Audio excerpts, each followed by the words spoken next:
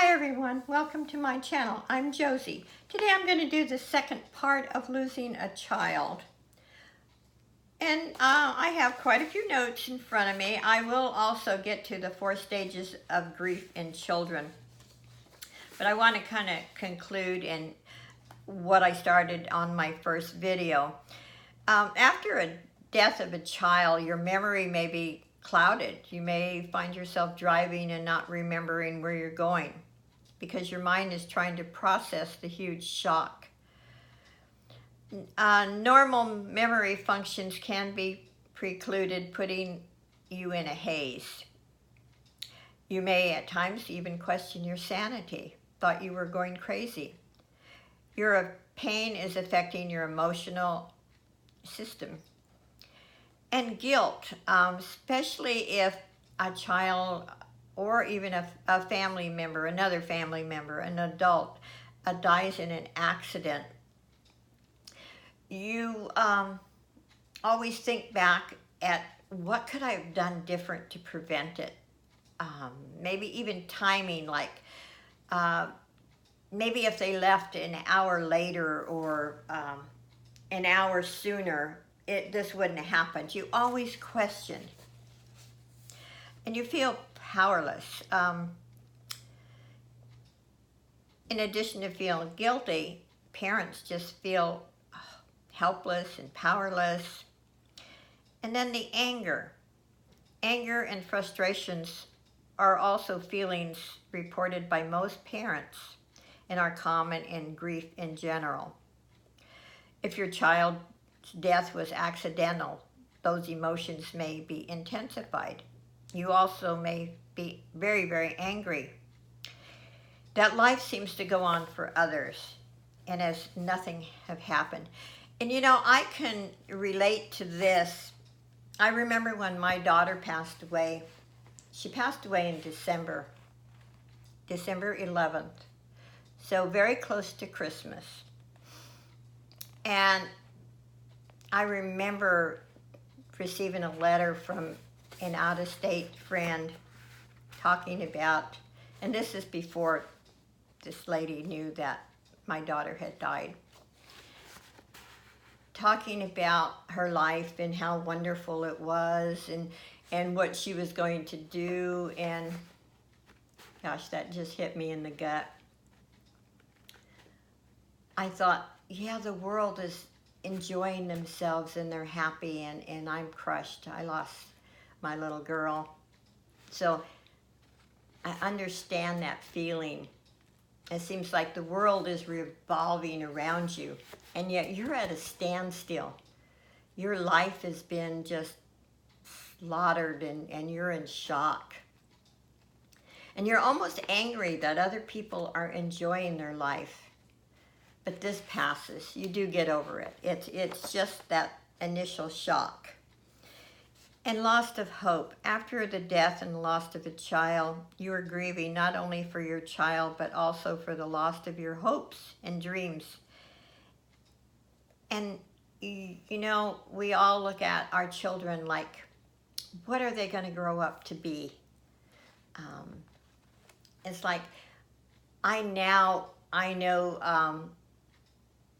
girls that went to school with my daughter, and they're all adults, have children. Even some of them have grandchildren. And I wonder what my daughter would have been like if she was, you know, still in this world. So the loss of hope, but also my belief in the Lord and heaven.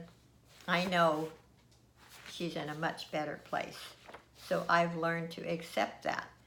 And I'm okay. I really am. I know people watching my videos might be thinking I'm having a problem. I'm not. I'm only doing this because from my experience in my medical background, what I've seen in my life, that I might give hope to someone, that I might help someone get through their grief. It's not an easy thing to go through. It's not an easy thing to get over. And I'm not saying you don't really 100% ever get over it. You just learn to live with it. You learn to go on with your life, and you think back, would that person that you lost really want you to be unhappy and grieve the rest of your life? I don't think so. So, and then I did cover how the death of a child affects a marriage. In my case, it pretty much destroyed my marriage, and it wasn't on my husband's part. I'm the one that wanted the divorce, so I cannot blame. He was a good man. He still is a good man. I felt very isolated. We were very young, and he didn't understand, and neither one of us had support system from our families. So it was one of those tragic things that happened. And again, I'm hoping that from my experience that it might help someone. Because in a divorce, who you really hurt is the children. I had 2 other children, and my younger one, he doesn't even remember living with his dad because he was a baby. But my older one, it did affect, and it did scar. So, think about those. And basically that's why I'm putting my life out to the public to help someone. And I feel really strongly about this, and I will do my best. So I want to get into the 4 stages. Let me check my time. I still have time. I only have 15 minutes, by the way. 4 stages of grief in children. And I never thought about this, how children go through losses. Whether your children are grieving over the loss of a grandparent or the effect of a divorce on your immediate family, you're likely to be grieving right alongside them. So the first stage, excuse me, in the 4 stages is shock and numbness. Whether your child is coping with the loss due to death, or you just recently announced your impending divorce, he or she likely be stunned at first. So, for the reason your child's ability to think clearly and concentrate may be impaired during the stages in grieving process. What we as adults need to be is be patient, listen, give your child space to think through the loss, make yourself available when your child is ready to talk. Now, as I said in my first video, I think I lacked in that department. I didn't think of a child going through these stages. I didn't even know about these stages. I knew he would miss his sister, but physically I was there for him. Emotionally, I wasn't, and I regret that. Yearning and searching. During this stage, a child may appear restless, angry, bewildered, or expressing feelings of guilt over the loss.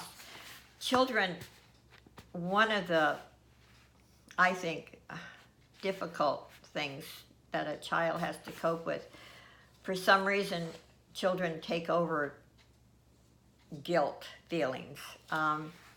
They feel like maybe it's something I did or I said or I didn't do. So they really take on a burden, and we need to be aware of those. Yearning and searching, that's stage 2. During this stage, your child may appear restless, angry, or bewildered, or express feelings of loss. And then what we should do is allow your children to express his or her feelings. Realize your child's feelings may change drastically from day to day. Remain calm. I think that is one of the biggest things, that we always need to remain calm and not show our children that we're upset when they're going through their grieving stage. Disorientation and disorganization. During this stage, your child may express extreme sadness or depression over the loss. This may magnify itself in your child's loss of appetite. Children may not sleep well. They may have nightmares and wake up crying. Make sure your child gets adequate diet and rest, and always be available to your child. Provide opportunities to spend time outside together. And I think, now I didn't do this. I didn't just go to bed after my daughter died, and but a lot of times people do. And they get so lost in their own grief that they forget that they have family that needs them, that their family is grieving too. And I'm not criticizing. This is, like I said in the first video, especially losing a child, it's the worst thing you can go through in this world. And you ask any parent who lost a child, and they will tell you. And reorganization and resolution. And realize that your child may fluctuate back and forth through the stages like we do as adults. We have 5 stages we go through. And doesn't mean when you go through each stage that you won't go back and start all over. Remain alert to any changes in your child's behavior or mental state. Encourage your child to share his or her feelings as needed. And as I've said, and I should have said at the beginning of this video, my disclaimer, this is not a substitute for professional help. And also, this is not for children to watch. I think if you have someone, like I said, that you trust and that you can talk to, and maybe have had some experience, they can help you. But if not, please seek professional help. Now, my daughter died in 1969. And I would say that the first year was the worst year of my life. And it does get better. It really does.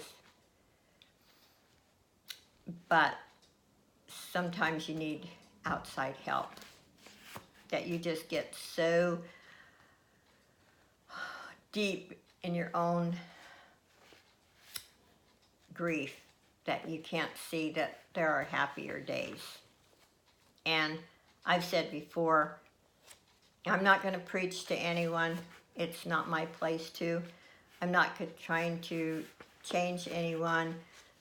But I believe in the Lord with all my heart and soul. I believe in heaven. And this gave me the courage and the strength to get over it. So I'm not going to judge, and some of you might judge me, and that's fine. Because each of us knows what we go through in the grieving process. But you do, if you go through all the processes and all the stages like you should, at the end you'll learn to live with it. Yes, you will miss that child. And like myself, I think about what would she be like if she was an adult, she was alive. Well, I'm going to cut this short because I'm almost to my 15 minutes. And I will be continuing with my stages of grief, and hope you will stay tuned. Bye, everyone.